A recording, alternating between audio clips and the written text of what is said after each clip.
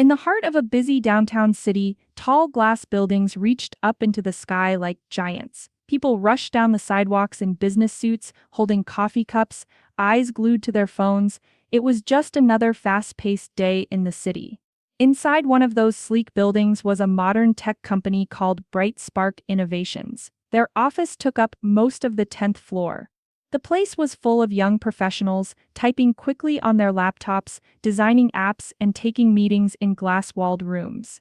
The air always smelled like fresh coffee and expensive perfume. Everyone wore stylish clothes and talked about growth, branding, and algorithms. To work at Bright Spark, you had to look sharp, speak smart, and move fast. At least, that's what the manager, Mr. Dalton, believed. He was all about appearance and status. If you didn't seem important, you weren't worth his time. But not everyone who walked into that building was there to impress. Every week, a quiet old man came in. He wore worn-out shoes, baggy clothes, and carried a simple notebook. He moved slowly, often stopping to sit in the building's cafe, where he'd write things down and watch the people around him. Most of the staff ignored him. Some even whispered that he didn't belong there. But the truth was far different from what they believed. Because sometimes, people judge others just by how they look, but looks can be very, very deceiving. And soon, they were all about to find that out. Mr. Dalton was the kind of manager who thought he knew everything. He was in his mid-30s, always wore expensive suits, and never had a hair out of place. He spoke with confidence, some would say arrogance, and always looked people up and down before deciding if they were worth his time.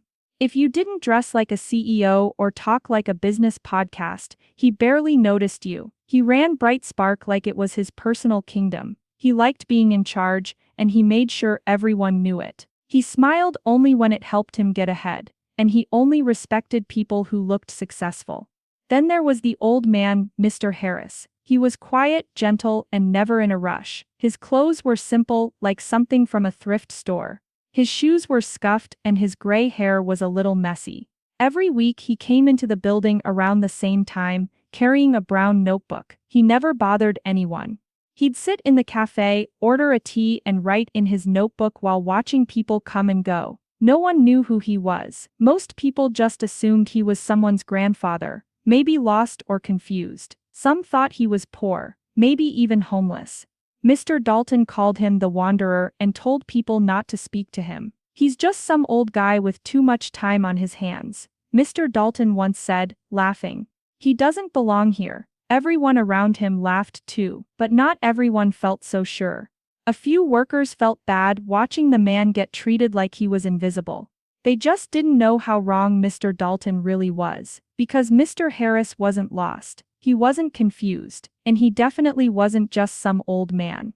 One rainy Tuesday morning, Mr. Harris walked into the building as usual. The front desk staff barely looked up, they were used to seeing him by now. But that day, something was different. Mr. Harris didn't go straight to the cafe. Instead, he slowly made his way toward the elevator. Mr. Dalton had just stepped out of one when he spotted him. "You again?" Mr. Dalton said loudly, shaking his head. "Sir, this is a private office building. You can't just wander around like it's a shopping mall." Mr. Harris gave a small, polite smile. "I was hoping to speak with someone about the building." Before he could finish, Mr. Dalton cut him off. "Listen, I don't know what you're looking for, but we're not hiring. And we don't need donations if that's what this is." A few employees nearby glanced over, some pretending not to listen while others stared. Mr. Harris looked down at his notebook, quietly nodded, and stepped away without a word. Later that afternoon, Mr. Harris sat in his usual spot at the cafe, sipping tea and writing in his notebook. Mr. Dalton spotted him again from the glass hallway. He stormed into the cafe, waving for the security guard.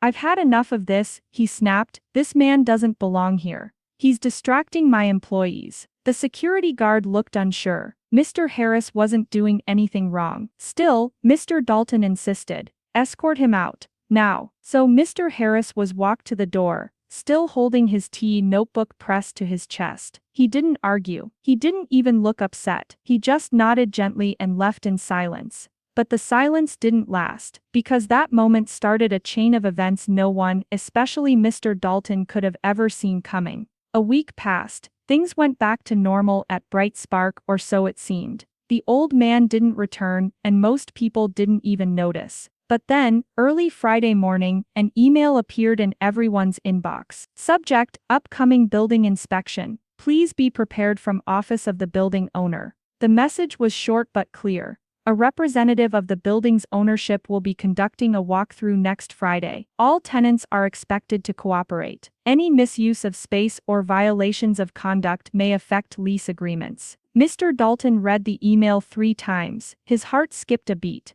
This can't be good, he muttered, pacing in his office. He called an emergency staff meeting. I want this office spotless by next week. No clutter, no food at desks, no loud talking. We don't want to give them any reason to complain. Some of the younger employees looked nervous. Others whispered, "Do you think we're in trouble?" Of course not, Mr. Dalton said, but let's make sure we look professional. First impressions matter. Behind closed doors, though, he was panicking. The company had made small changes to their floor layout without asking. He also wasn't sure the fire exit signs were up to code. If the building owners found out, they could raise the rent, or worse. As the week went on, tension built. Everyone was preparing for inspection day, though no one knew what to expect. Still, one thing was clear: someone important was coming. What no one realized was that the person they had pushed away, ignored, and laughed at not long ago would be the one walking through those doors. And he would remember everything.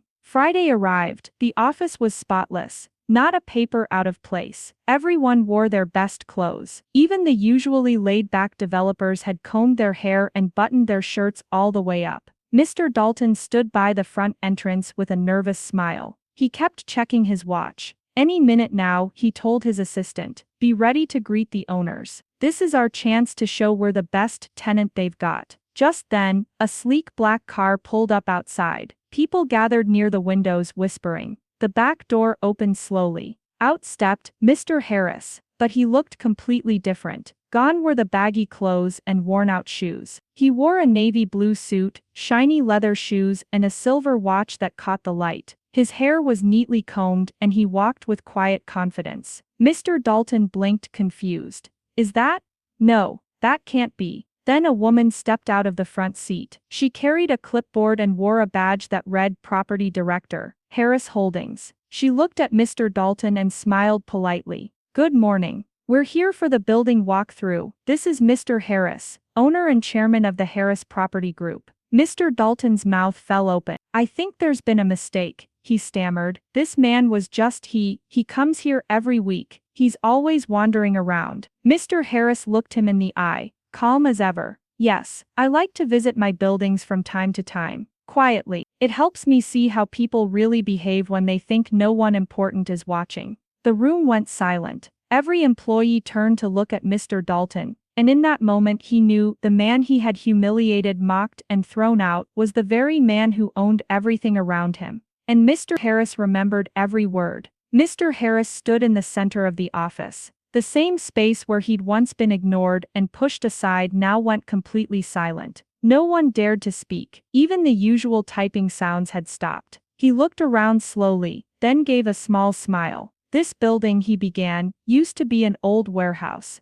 30 years ago, I bought it with the last of my savings. People told me I was crazy, that it was a waste of money. But I believed in hard work, and in watching things grow. Mr. Harris's voice was calm, but steady. Every word felt heavier than the last. I don't dress like a CEO. I don't walk around with a group of assistants. I don't need people to know who I am. He looked at Mr. Dalton. I just like to sit quietly, to see how the people who rent space here treat others. Not the important people. Not the ones who sign checks. But the quiet ones. The cleaners. The delivery workers. The ones who don't look successful. Mr. Dalton swallowed hard. He tried to speak. I didn't know who you were. If I had, Mr. Harris raised a hand to stop him. That's the point. You shouldn't need to know who someone is to treat them with kindness. A few employees looked down at their shoes, clearly ashamed. Others wiped their eyes. The woman from Harris Holdings stepped forward. We've reviewed camera footage and employee reports. Mr. Harris was treated unfairly, but he doesn't wish to remove Bright Spark from the building. People let out a quiet sigh of relief. However, she added, He believes leadership here needs to change. Mr. Harris looked at the staff. This company has some good people. People who smiled at me even when others looked away. People who offered me a seat or said hello. I saw it all. Then he looked at Mr. Dalton. But as for you, I don't think this company needs someone who only sees value in appearances. That's not leadership. That's pride. And with that, everything changed. Because the man Mr. Dalton had looked down on had just turned the tables in the most powerful way. Mr. Dalton didn't say a word. His face was pale. His hands were clenched at his sides. For once he had no smooth comeback. No clever excuse. Within the hour, a private meeting was held with the company's board of directors and Mr. Harris. After reviewing everything, the decision was clear. Mr. Dalton was removed from his position. There was no shouting, no dramatic fight, just a quiet exit. Some employees watched him leave with mixed emotions, shock, maybe even pity. But most understood. He had built his career on treating people like they were either above him or below him. And that had finally caught up with him. A few days later, an announcement was made. A new manager was being promoted. Alina, one of the team leads. She was known for her kindness, her hard work, and the way she listened to everyone, from interns to clients. She was the kind of leader Mr. Harris believed in. When she was introduced, the room filled with applause. For the first time in a long time, the office felt light again. People were smiling. The tension was gone. Alina made one thing clear in her first meeting. Everyone matters here. Every voice, every role. And that's how we're going to move forward. And just like that, Bright Spark began to change. Not with bigger profits or fancier furniture, but with respect. Real respect. The kind Mr. Harris had shown, even when he was being ignored. Because power doesn't always look like a suit and tie. Sometimes it looks like humility and wisdom, in a simple notebook and a warm cup of tea. 1 week later, Mr. Harris returned to the building. This time, no one looked past him. No one turned away. People smiled and waved as he walked through the lobby. A young man from accounting held the door open for him. The front desk clerk greeted him warmly by name. Even the barista at the cafe had his tea ready, just the way he liked it. 2 sugars, no milk. Mr. Harris sat at his usual table with his notebook. But now he wasn't alone. A few employees joined him during their break. They talked, laughed, and asked questions about his life. And he answered with kindness, never once bragging, never making anyone feel small. Alina stopped by and handed him a small thank you card, signed by nearly everyone in the office. For teaching us something we all needed to learn, she said. Mr. Harris smiled. It's never too late to start seeing people differently. As he sipped his tea, he looked out at the office, at the people who once ignored him, but were now smiling and working together, not just as employees, but as humans who cared.